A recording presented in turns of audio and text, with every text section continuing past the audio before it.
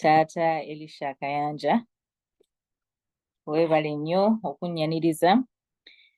Nannyanjudde neeyanzizza nnyo neeyanzeege. Mwebale nnyo. Omutwe gwaffe ogwaleero okuzzibwa obuggya mu kwagala gwatemeddwako okukondooza gwabadde muwanvu nnyo naye njagadde okugubategeeza mu bujjuvu bwagwo. Guli nti okuzzibwa obuggya mu kwagala okuva mu kulemererwa.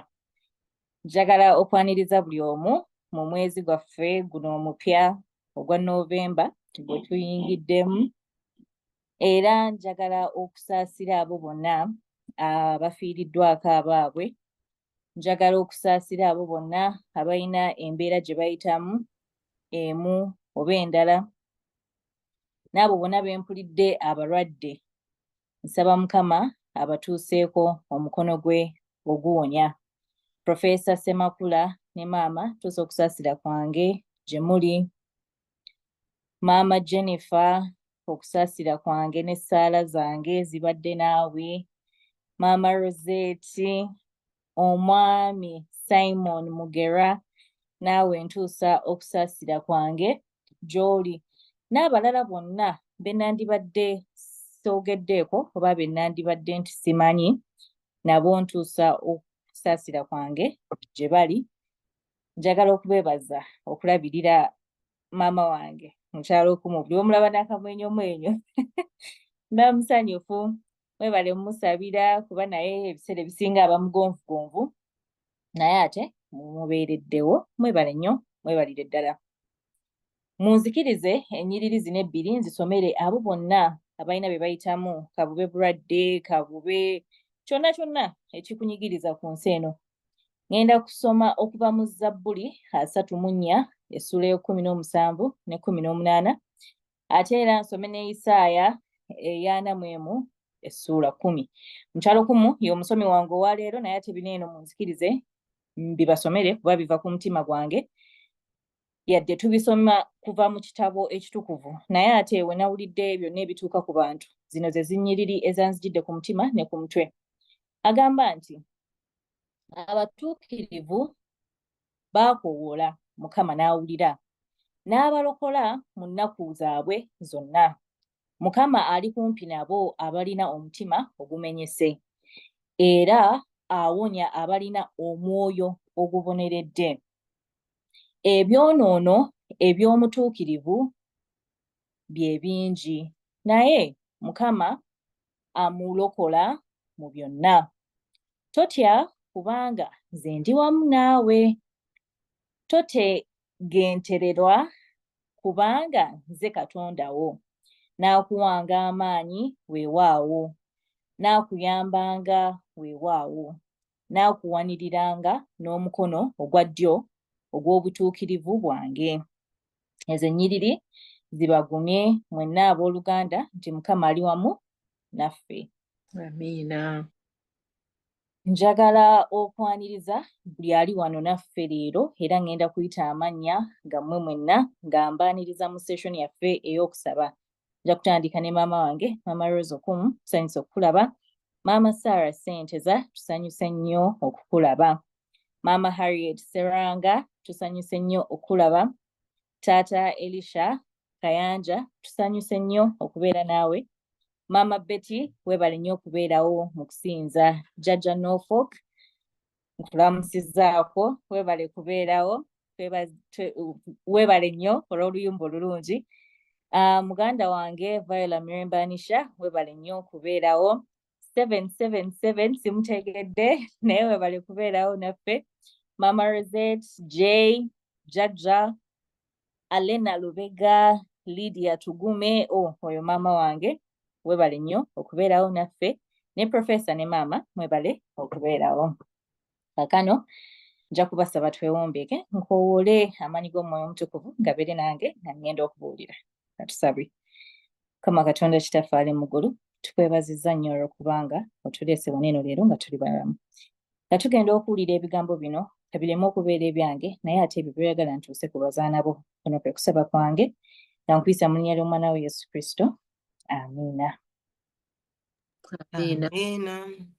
Njagala tukubemu akafaananyi nze naawe nga tuyimiridde maaso ku maaso n'omutonzi waffe oyo atumanyi era naffe gwe tumanyi obulungi ennyo, oyo atwagadde nga teyeerekeddeeyo, naye ate mu kaseera katono nnyo aka weakness ey'omuntu ne weesanga ng'omwegaanye si mulundi gumu si ebiri naye abula ng'omwegaanye emirundi 3.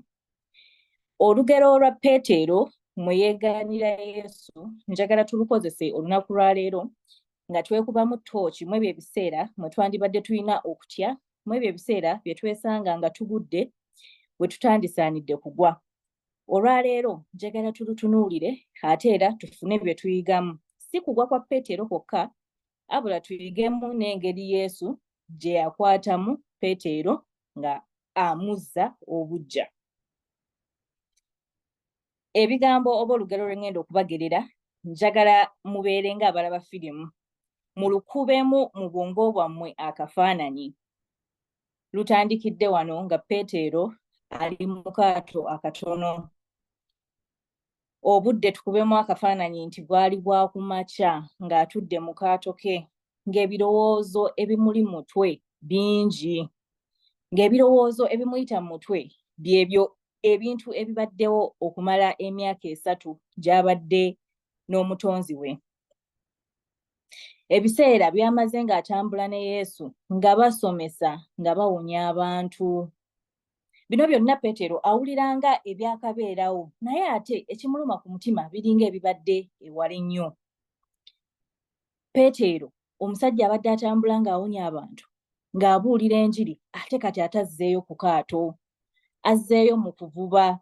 Yeebuuza okugwa kwe okwegaana mukama we kwe kuleese enkomerero ku kuyita kwe. Ajjukiramu ebiseera wali eri we yabeeredde mu courtyard n'awulira ng'enkoko ekookulima, sawundi eyo emukomerawo mu mutwe, si mulundi gumu si ebiri gye yamwegaanye abula emeka 3. Ajjukira ng'amwegaana ng'ate buli wajjukira awulira kimusala muli mu mutima. Naye ate nga kiki ekyamuleese okwegaana mukama we? Ekyamuleetedde okumwegaana kwe kubanga mwaka akaseera yatya nga bamubuuza, si ggwe musajja gwe tubadde tulaba atambula n'oyo Yesu? Muli n'atya n'agamba nti nedda. Bino byonna biyita mu bwongo bwa Peetero. Okuswala kumuleetera okumenyeka mu mutima. Yeebuuza, nze omuntu eyeegaanye Katonda wange nkyayina amakulu ddala ku nsi kuno? Munnange Peetero aba ali awo agenda okulaba waliwo gw'alengera wali eri ku mabbali ayimiridde ng'abayita, bassebo, mikwano, mwakutteyo ku byennyanja? Bagenda otunuulira obutimbe bwabwe. Bagenda otunuulira obutimbe bwabwe nga temuli byennyanja. Ne bamwanukula nti nedda. Omwami gwe balengedde ng'ayimiridde wali kwe kubagamba, mukasuke obutimbe bwammwe ku mikono gyammwe mujja funa ebyennyanja. Peetero agenda owulira bino ebintu byalinga ebyali bibaddewoko. Agenda okujjukira nga ddala mazima bino ebintu ebigambo yali abiwuliddeko. Bw'atyo ne batakalubya mitima ne bagamba katusulemu ebiki? Katusulemu ebitimbe byaffe. Bwe batyo baba bakabusuulamu obutimbe ne bakwata namungi w'ebyennyanja. Bw'atyo Yokaana n'akuba akaama nti bannange, oyo ye mukama waffe Yesu Kristo. Peetero mu mutima gwe n'awulira essanyu ery'ensusso. Ebirowoozo byonna by'abadde alina ebimujjidde ku mutima mu kano akaseera n'abyerabira. N'alowooza, guno gwe mulundi gwange ogusemba gwe nkola ki? Gwe nfunye okulaba mukama wange maaso ku maaso. Peetero bw'atyo n'apapa n'agwa mu mazzi nga tafuddeeyo nti engoye ze zigenda kutoba. musajja wattu n'akuba amazzi atere atuuke ku lukalu. Bw'atyo aba atuuse ku lukalu, mu bigoye bye byonna bitonyerera. Mukyali nange akafaananyi mukakuba? Obufaananyi mubukuba bulungi mukyalo kumu? Yes, webale. Atuuse ewali Yesu. Yesu katugeze nti abadde akumye akalira akatono, ataddeko ebyennyanja bye, ayina omugaati gwe, kuba batugamba nti nno olwatuuka ne bakola ki? Ne balya. Peter bw'atyo n'atuula kumpi, oba Peetero n'atuula kumpi ne Yesu. Ndowooza muli eri ng'awulira emirembe. Jjukira tulabye abadde alina ebirowoozo bingi. Naye kati alabye ku mukama we. Jjukira yabagamba agenda zuukira oluvannyuma lw'ennaku mmeka? 3. Naye abamuceeka baali tebeekakasa nga bagamba owaayi oba nayazuukire oba taazuukire.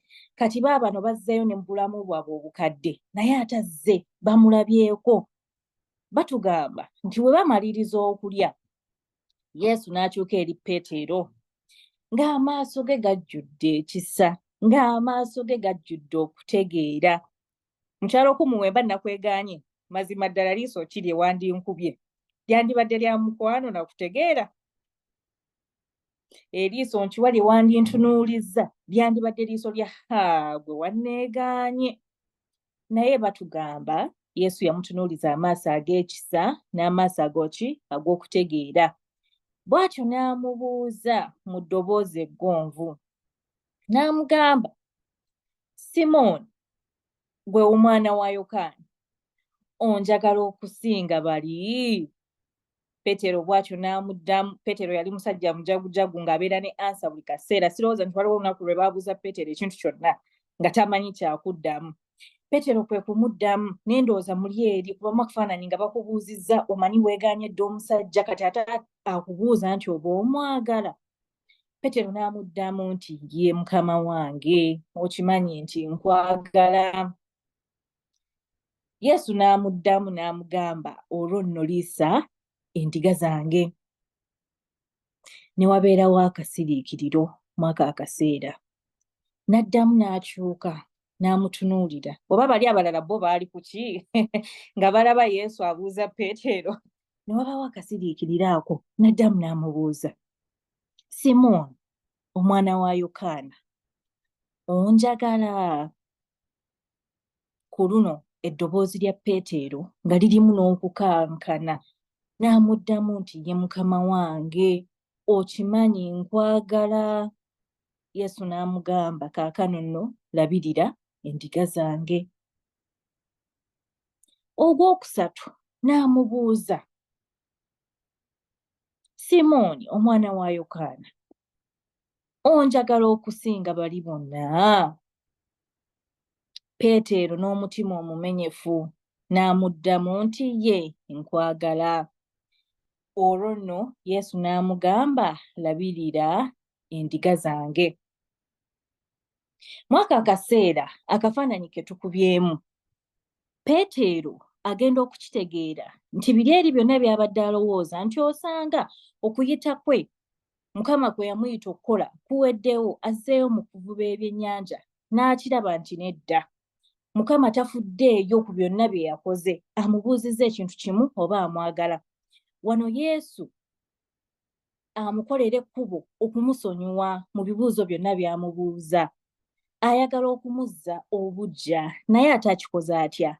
Akikoze mu mukwano omungi ogw'ekitalo. Peetero gwe tulabye abadde alina okuswala, abadde alumibwa omusango gw'okuguzza. Bino byonna Mukama abiggyeewo n'amuddizaawo ki? Okwagala. Si weewawa abooluganda. Wano eno Peetero anaategeera nti owaayi kirabika biri eri byonna bye mbaddemu bikoze eki? Biwedde. Ndi ku turning point yange. Yesu ankyusizza, anzigyemu okutya kwe mbadde nakwo. Aŋŋambye ndiise endiga ze, kaakano anfudde omukulembeze ow'ekkanisa ye ekola ki? Ejja. Olugero luno eno lwa Peetero we nalusomye nze ng'omuntu ne lunkwatako nti Peetero abadde azzeeyo mirimu gy'emikadde, ate kaakano Mukama amuleetedde obulamu obuggya. Nze kino kinzijukiza nti naffe oluusi tufunamu okugwa, ne tugwa, abalala ne bagwira ddala ebigo flat. abalala osanga tebagwa kutuuka ku eyo level. Naye ate bino byonna Mukama byatunuulira. Mukama ffenna atuyita nga bwe yayita Peetero, n'atuwa obulamu obuggya, n'atuwa a new purpose in Christ. Ne we tuba tugudde, ne we tuba tuzze ennyuma, Mukama mu mukwano atusonyiwa n'atulaga nti nate atutuma, n'asigala ng'atutuma. Lwaki Mukama abuuza Peetero bino ebibuuzo ebisatu? Yesu abuuza Peetero emirundi esatu nga emirundi gyennyini esatu gye yakola ki? Gye yamwegaana. Kansabe mukyalo okumu atusomereko mu kitabo kya Yokaana 18 essuula ye 15 tumanye Peetero yeegaana atya Kristo. Yokaana 18 olunyiriri lwe 15 mpaka 18. Yokaana ekitabo kya Yokaana essuula 18 olunyiriri 15 agamba bw'ati okutandika ku lunyiriri 15. Simooni Peetero n'omuyigiriza omulala ne bagoberera Yesu. Awo omuyigiriza oli yali amanyiddwa kabona asinga obukulu, n'ayingira ne Yesu mu luggya lwa kabona asinga obukulu. Naye Peetero yali ayimiridde ebweru ku luggi. Awo omuyigiriza oyo omulala eyali amanyiddwa kabona asinga obukulu n'afuluma n'ayogera n'omuwala omuggazi w'oluggi, n'ayingiza Peetero. 17. Awo omuwala oyo omuggazi w'oluggi n'agamba Peetero nti, naawe oli wa mu bayigirizwa ba muntu ono? N'agamba nti, siri waamu. 18. Abaddu n'abaweereza baali bayimiridde awo nga bakumye omuliro gw'amanda, kubanga yali mpewo. Ne boota omuliro, ne Peetero naye yali nabo ng'ayimiridde ng'ayota omuliro. Maama kati obuukawo ogende ku 25 otusomere 25, 26 ne 27. Ne Simooni 25 ne Simooni Peetero yali ayimiridde ng'ayota omuliro. Awo ne bamugamba nti, naawe oli wamu n'abayigirizwa be? Ye ne yeegaana nti siri wamu. Omu ku baddu ba kabona asinga obukulu ow'ekika ky'oyo Peetero gwe yasalako okutu n'agamba nti, nze saakulabye naye mu lusuku muli? Peetero ne yeegaana nate, amangu ago enkoko n'ekookolima. 28 nti ne bajja Yesu eri Kayaafa ne bamutwala. Nedda maama 27 weebale nnyo nnyabo.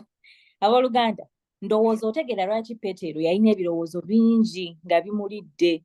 Peetero teyakoma bukomi ku kwegaana Yesu. Peetero ono baamukwata ne bamukuba.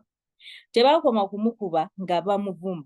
Tebaakoma kumuvuma Peetero, baamwogerera ebigambo bingi awo mwako akaseera.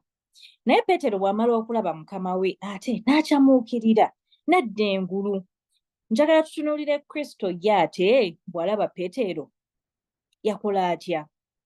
Nga gye natandikidde nti gwe ng'omuntu woba osobezza oba ng'olina kusobezza, oluusi oyinza omusongamu engalo n'omugamba nedda nga tetunnatereeza nsonga eno kansooke nkugambe wankola bw'oti ne bw'oti. Naye ate nedda, Yesu tamuzza mu nsobi ze yakola, abula ng'ajjudde okwagala n'omukwano. N'amubuuza ekibuuzo kimu nti onjagala okusinga bonna? Abooluganda, njagala tutegeere nti Yesu wa kisa era ajjudde okwagala. Amiina. Waawo. Amiina. Njagala tufumiitirizeemu nti abantu bwe batukola ebikyamu ebiseera ebisinga tusooka kubasongamu engalo. Naye ate Mukama kino ekiri wakati we ne Peter akikola n'obugendererwa okukozesa ebibuuzo bino ebisatu ng'addirwamu ku mirundi Peetero gye yakola ki naye gye yamwegaana. Nze we nasomye luno olugero lwonna ne ntuula ne nfunamu ebintu bisatu. Ekyasoose kye nafunyemu kyabadde restoration oba okuddizibwa obuggya. Ekyokubiri kye nafunyemu yabadde redemption oba okununulibwa. Ekyokusatu kye nafunyemu yabadde love oba kiyite omukwano. Katumenyemenye bino ebibuuzo wammanga tulabe. Redemption ejjiramu wa? Restoration ejjiramu wa? Love ejjiramu wa? Ekibuuzo ekisooka. Yesu abuuza Peetero, mami, ddamu onyamba osome Yokaana 21 okuva ku 15 mpaka ku 17. Yesu ng'abuuza Peetero amubuuza atya?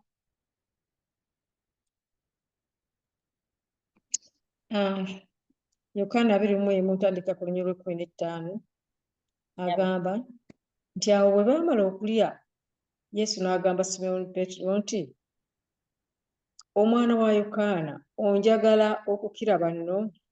Sooka okomaawo, yamubuuza onjagala okukira banno? Kino ekibuuzo wasooka okimubuuza muli alinkubamu akafaananyi ne ŋŋamba Peetero n'obuzito bungi.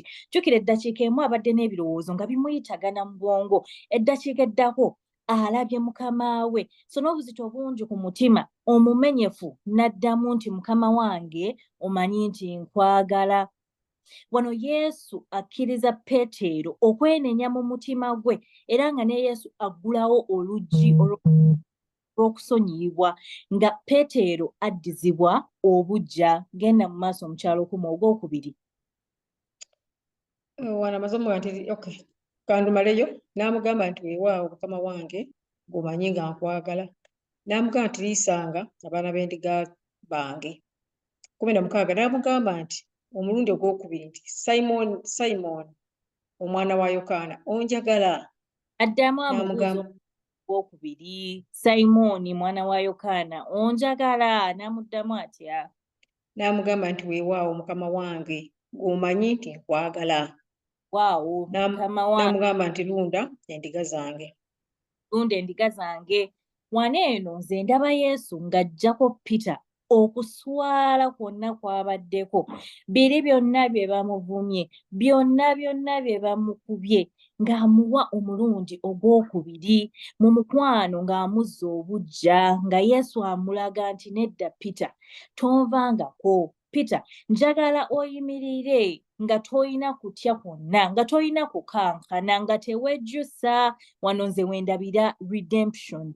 N'amugamba atya 17. N'amugamba omulundi ogwokusatu, Simooni omwana wa Yokaana, onjagala? Peetero n'anakuwala kubanga amugambye omulundi ogwokusatu nti onjagala. N'amugamba nti mukama wange gwomanyi byonna, gwe otegeera nga nkwagala. Yesu n'amugamba nti liisanga endiga zange. Lwaki Peetero anakuwala guno omulundi ogwokusatu? So we nasomye nendaba Peetero ekyamunakuwaza mu kano akaseera ng'awulira muli eri, omanyi omuntu wakubuliza okuva ku gusooka paka ogwokusatu ogwo obeera weekakasa byonna by'ogenda okukola ki? Okumuddamu. Omulundi guno ogwokusatu ndowooza Peetero yawulira nga ddala muli eri mu mutima gwe ayagala mukama we. Ku luno akitegeeza ki kyamugamba. Ku luno yeetegese era mweteefuteefu obutaddamu kwegaana mukama we. Amaaso ge wano katugambe nti gazibuse. Ategedde lwaki Mukama amubuuzizza ate emirundi esatu. Gino emirundi esatu nze ndaba Mukama affirminga his love in Peter. Kati ali very sure nti Peter mu bulambalamba addizibbwa engulu, ali restored mu mukwano gwani? Mu mukwano gwa Yesu Kristo. Abooluganda, naffe bwe tutyo katwesseeko mu ngatto za Peetero nga tuyina ebitulemerera, nga tuyina ebiseera mwe twegaanira Yesu Kristo. Bino ebintu bye tukola eby'enjawulo, endowooza ezitali nnongoofu, oluusi ne tulabira n'okwerabira nti tuli bakristaayo, bukristaayo tubwambala nga ngoye, tujjukira tugenda ku ssabbiiti ne tuba ndi mukristaayo kati kanneeyise bulungi kanneewombeeke. Twegaana kye tumanyi nti kituufu. Naye ate munnange, mu bino byonna bye tukola ng'abantu, Yesu wa kisa. Ebyo byonna tabitujjukiza emirundi gye tusobezza, emirundi gye tukumpanye, emirundi gye tubbye. Buli lwe tutajja gy'ali wali wagambye mutima gwa nze siri mubbi, naye ate ekitundu ky'ekkumi okiwaayo nga bw'osaanidde okuwa. Buli lwe tujja gy'ali, buli lwe twanukula nti ye Mukama okimanyi nti nkwagala okusinga ebirala n'abalala, tutandika olugendo mu bulamu obuggya Mukama bw'atuteeketeekedde ng'atuzza obuggya okuva mu kulemererwa, ng'ate akikola atya? Ng'akikola mu mukwano. Abooluganda mu Kristo, nga tuli wano ffenna,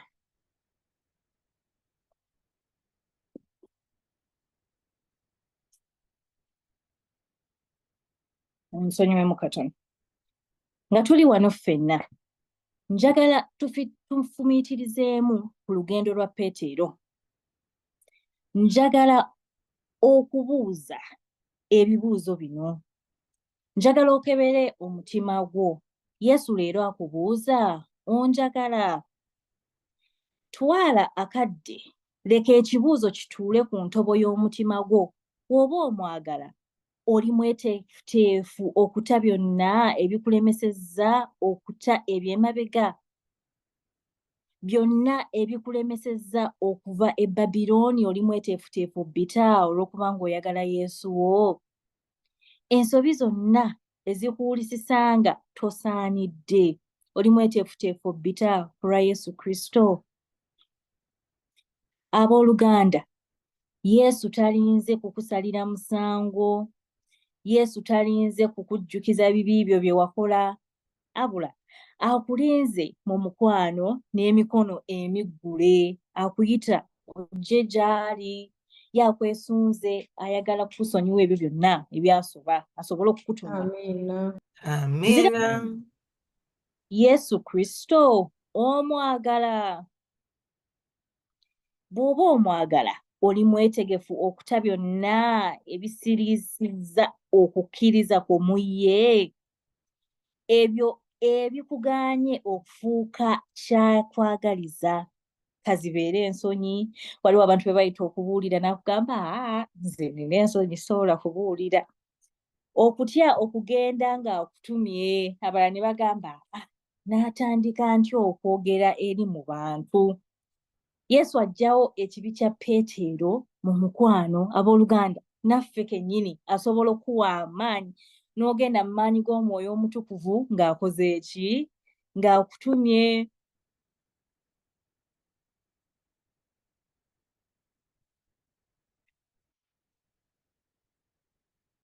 Nziramu mbuuza, oli mweteefuteefu okulekawo ebikemo? Oli mweteefuteefu byonna ebyo by'olowooza nti bikusinzizza amaanyi okubita? Obuyisayisa obwo bwonna, okugeya, oli mweteefuteefu okubita ojje mu maaso ga Yesu? Mukama ayimiridde mu maaso go akuyita. Byonna akugamba bireke oyingire mu kisa kye. Nziramu mbuuza, Taata Elijah Kayanja, oli mweteefuteefu byonna okubita ojje eri Yesu Kristo? Maama Rose Okumu, oli mweteefuteefu? Jjajja Norfolk, oli mweteefuteefu okujja eri Yesu Kristo? Profesa ne maama, muli beeteefuteefu okujja eri Yesu Kristo? Maama Esther Wamala, oli mweteefuteefu okujja eri Kristo? Njagala okubategeeza ti mu ngeri y'emu nga twetadde mu bigere bya Peetero, Mukama tatunuulira biki bikulemye. Mukama akusangayo gy'oli mu ebyo ebyakulema ndowooza nze abantu ba Ugama, I like speaking of myself as a testimony. Mukimanyi Mukama gye yanzija n'empaka olwaleero wandeese zaali ssaala zammwe zonna, naye ate Mukama yansangayo eri gye nali mu bumenyefu bwange yonna gye yanzija. Weewaawo siri nzekka, nammwe mwenna muli a living testimony for Christ. Mwina Mukama gye yabajja ng'ebirowoozo bifuuse ebirowoozo, olw'okuba ng'okoze ky'otasuubira, olw'okuba ng'okoze ekintu ky'omanyi n'ogamba muliha Mukama ku luno ayinza obutansonyiwa. Naye ate olugero lwa Peetero lutulaze nti ne woogwa ne we weegaana Mukama y'akyakwagala, ate ayagala okukozesa olwaleero, ate ayagala okukozese. Bino byonna nga tubyogedde, omutima gwo bwe guba nga gugambye nti ye, awo gamba neewaddeyo gy'oli Yesu. Gamba neewaddeyo nze nzenna. Leka omukwano gwo gubeere ekiddibwamu ku bibuuzo byonna by'olina. Gubeere ekitangaala mu nzikiza era amaanyi okutwala mu maaso nga ekitonde ekijja. Abooluganda, tulekeraawo okugendanga mu kusaba ne tutuula ne tuwuliriza, naye ate ne tutaabaawo na nkyukakyuka. Ebigambo byonna bye tuwuliriza ffe ffennyini abagamba nti nno Yesu anaatera okujja, Yesu atuuse. Yesu bw'aba atuuse owooluganda, weeteeseteese otya? Ebintu byonna ebiyinza okukulemesa nga wali eri basoma akatabo, basoma amannya, olaba we tuyinza okuswala nga ffe kennyini ababadde batambuza ekigambo kya Mukama tetuliimu mwaka akatabo. So abooluganda, tukole byonna bye tusobola okukakasa nti naffe mwaka akatabo k'obulamu amannya gaffe mwegali. Yesu akuyita okukujja ku by'emabega. Byonna ebyasoba, mulimu ababonaabona n'obulogo, empisa embi, emputtu, obukyayi, omuze gw'okwawukanayawukana ku bannaffe, okugeya. Oyagala Mukama akuwa emirembe. Mukyalo kumu nga mmaliriza nsaba onsomere Yokaana 14:27.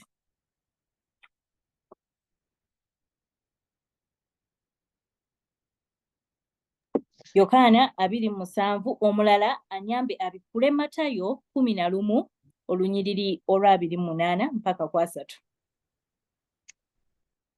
Yokaana 14 olunyiriri olwa 27 agamba nti, emirembe mbalekera, emirembe gyange ngibawa, si ng'ensi bw'ebawa nze bwe mbawa. Omutima gwammwe tegweraliikiranga, so tegutyanga.